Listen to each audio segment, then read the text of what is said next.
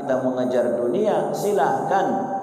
Ya, bahkan Allah Subhanahu wa taala mengingatkan wala tansa nasibaka minad dunya. Jangan kau lupa untuk kehidupanmu dunia. Salat aja waktu. Enggak buka ke dia bang sapalah katanya. Sapalah.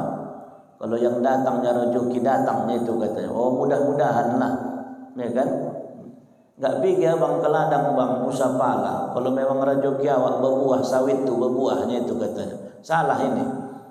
Tetap kita kejar, tetap kita cari dunia kita. Cuman jangan itu saja kerja kan begitu.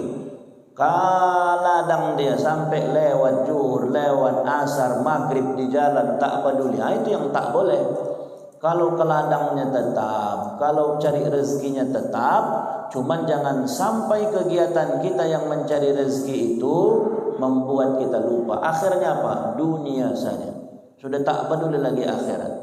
Makanya Bapak jamaah rahmati Allah Subhanahu wa taala, Nabi ingatkan, jadilah engkau di dunia ini bagaikan seorang pengembara.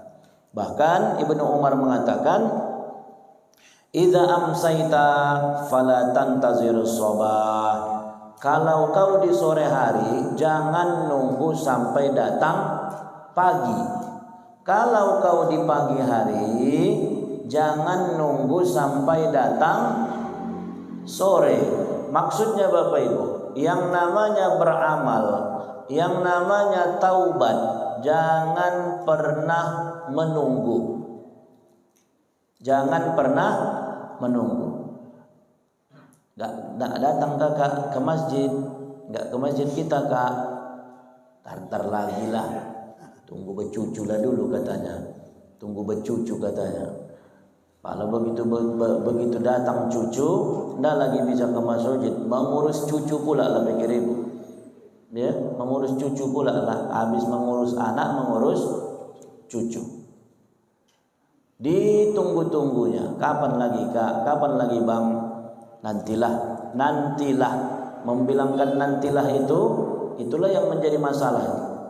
Padahal kata Nabi, khuz min sihatika limaradika. Gunakan sehat sebelum datang sakit. Waktu sehat nila bu, waktu sehat nila pak, bisa awak ke masjid. Karena kalau sudah datang nanti sakit, apalagi udah bongkak kaki ibu, udah mulai naik asam urat, dipijakkan pun payah, nggak lagi ke masjid. Kenapa nggak ke masjid kakak? Kumat asam urat. Ya, tapi kalau selama sebelum kumat asam urat udah rajin awak ke masjid, berarti udah cukuplah bekal kita. Kita kira-kira begitu. Kemudian wa min hayatika limautika. Gunakan hidupmu untuk persiapan mati. Makanya Bapak jemaah dirahmati Allah Subhanahu wa taala, memang hidup ini kan bermasa. Kalau memang masih muda, masih semangat darah teman masih panas wajib, silahkanlah. Dunia kalaupun mengejar akhirat, ya tetap dikejar akhirat. Tapi ini ada udah tua waktu. Kalau diteleponnya lagu, Assalamualaikum Ustaz, Waalaikumsalam. Apa itu Pak Haji? Begininya, aku sama Ustaz lagu yang enak bercerita ini katanya pula. Aku pikir entah apalah ya kan. Ada tanah kita ini Ustaz, pas di samping masjid. Begitu dibilangnya Pak Haji pas di samping masjid, yang terpikir sama aku, kurasa ndak diwakafkan ya lain aku pikirnya kan. Iya, pas tanahku itu di samping masjid. Tahu Ustaz yang di sini-sini, tahu aku bilang. Jadi begininya Pak Ustaz. Aku kadang-kadang kalau cerita sama Ustaz yang lain, katanya pula itu, dorlah cerita mati. Padahal kan kita hidup di dunia, macam mana dunia ini begini-begini. Wah, dia jadinya pula awak berpikir ya kan, iyalah. Iya Pak Haji, aku bilang. Jadi begini, aku ada rencana aku tanahku yang di samping masjid itu mau ku buat kafe kata. Mau ku buat kafe. Karena sekarang ini pula pikir ibu, pantang ada kalau tak tanah kosong depan rumah jadi kafe. Silakanlah untuk menggerakkan ekonomi UMKM-nya kan. Anak-anak remaja kita udah mulai usaha-usaha. Kalau jalan bapak-bapak malam di Ahmad Yani, Dari Simpang Anam sampai ke Gedung Nasional penuh tuh sekarang anak-anak jual kopi keliling itu, kopling. Silakanlah. Ya, artinya ada usaha untuk mau berkreasi mencari rezeki, enggak masalah, bagus. Ya. Yang tak bagusnya kadang-kadang sampai tengah-tengah malam, tapi kalau cari rezekinya bagus itu.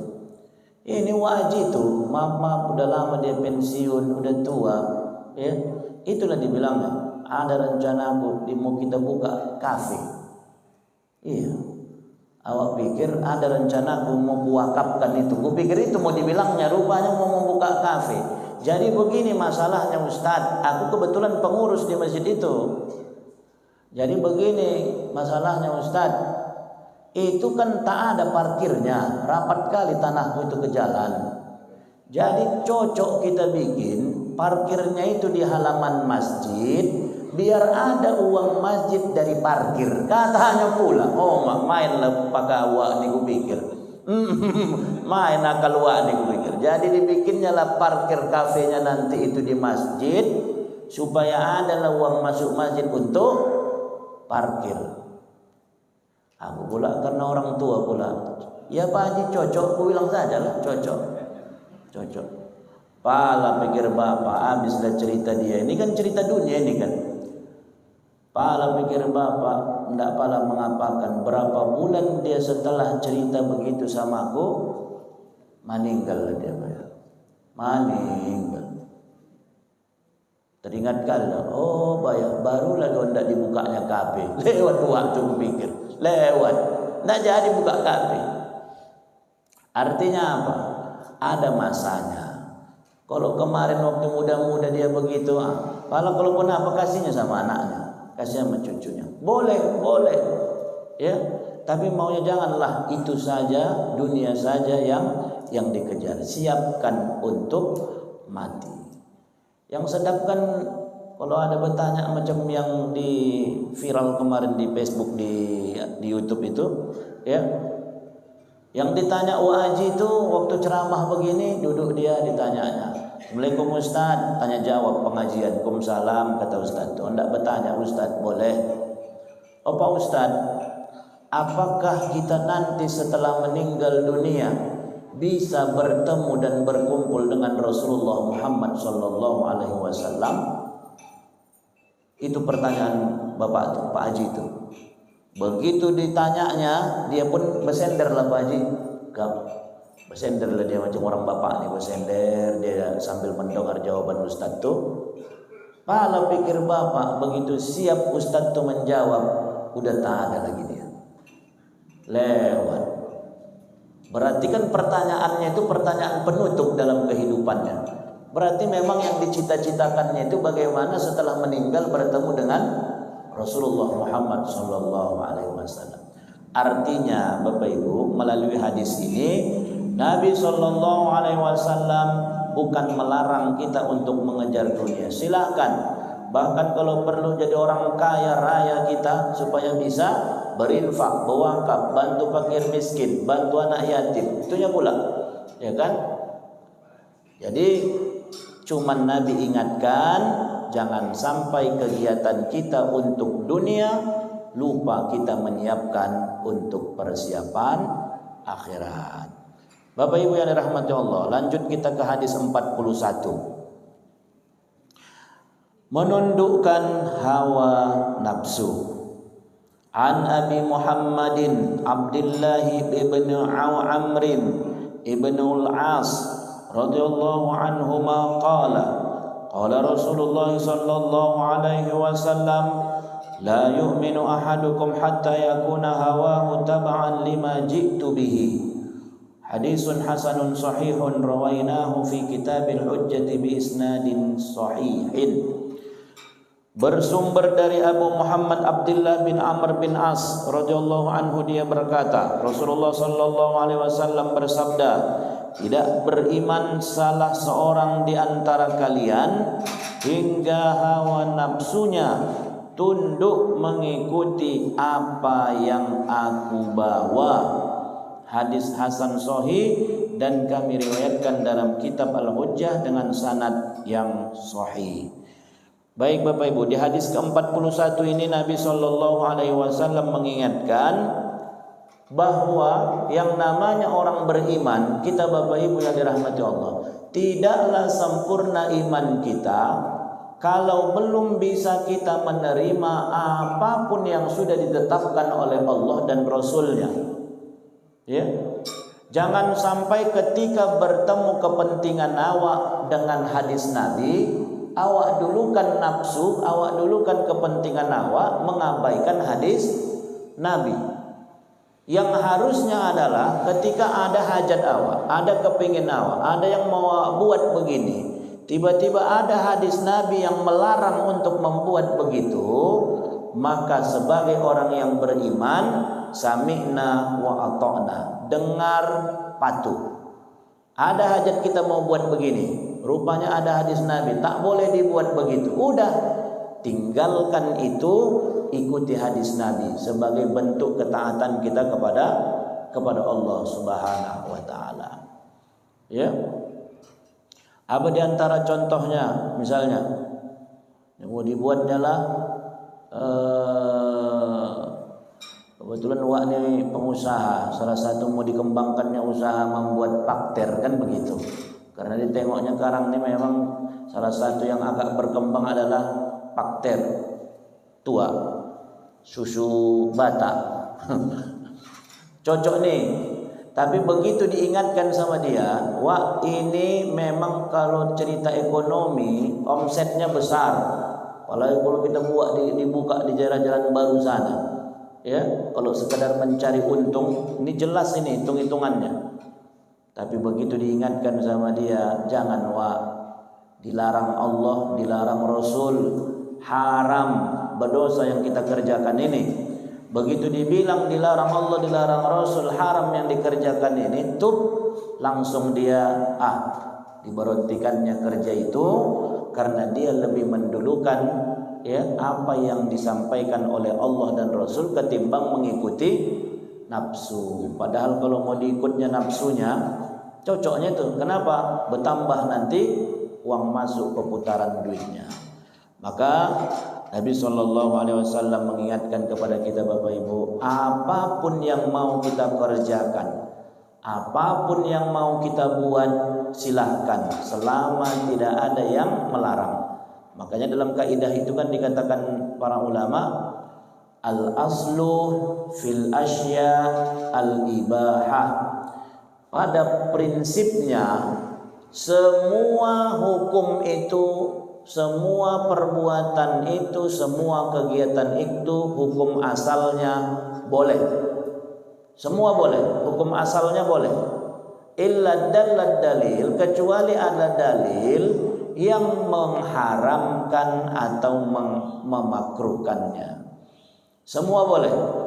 Minum teh manis boleh, makan kue boleh, semuanya boleh. Tidur boleh, semua boleh. Tapi berubah hukum itu nanti kalau seandainya ada dalil yang menunjukkan keharamannya. Ini kan Pak, macam kemarin tuh yang sempat rame apa? Rantang tempat makanan MBG itu, makanan bergizi gratis itu, ternyata setelah diperiksa mengandung unsur babi. Iya kan? Yang apa itu, macam piring penjara itu Pak Haji. Ya. Jadi setelah diteliti ternyata itu diimpor dari Cina. Dan setelah diteliti, saya pun apa juga itu, hebat pula lah, kaleng begitu pun ada babinya, kan hebat juga itu ya kan. Tapi begitulah pula, tak tahu awak macam mana prosesnya. Yang penting setelah diteliti, rantang kaleng apanya itu, tempat nasi makanan anak-anak itu yang diimpor dari Cina itu sudah terbukti mengandung babi. Pada dasarnya kalau dikaji pula yang namanya piring pula, apalah salahnya? Boleh-boleh saja pula makan pakai piring. Mau enggak pakai piring, pakai Tupperware, mau pakai apapun silakan. Hukum asalnya boleh. Boleh silakan saja. Mau pakai daun makan pakailah. Tapi berubah hukum itu menjadi haram ketika ditemukan ada di dalamnya unsur yang mengharamkan. Tapi sekarang tak tahu macam mana kelanjutan prosesnya, ya. Yang penting sudah diingatkan, disampaikan bahwa tempat makan itu mengandung unsur babi. Ya, harusnya memang cepat diganti, dicari solusi yang lain. Jangan sampai karena memaksakan program ini anak-anak kita tercemar dengan itu lalu, dengan ada unsur babi. Cukuplah dulu jemaah haji di bawah tahun 2010 kayaknya Pak Haji ya. Jemaah haji di bawah tahun 2010 cukuplah itu yang disuntik pakai meningitis yang masih menggunakan ada unsur babi. Baru di atas 2010 ditemukan vaksin meningitis yang tidak bersumber dari babi. Jadi memang sebenarnya ada solusi, cuman memang ya harus bertahap dan harus lebih baik lagi. Baik Bapak Ibu, itu ya intinya hadis ke-41. Apapun yang mau kita kerjakan, ketika bertemu kepentingan kita dengan aturan yang ada di dalam agama, maka ikuti aturan agama, jangan paksakan kepentingan kita. Baik Bapak Ibu, hadis yang terakhir ke-42. Luasnya ampunan Allah Subhanahu wa taala.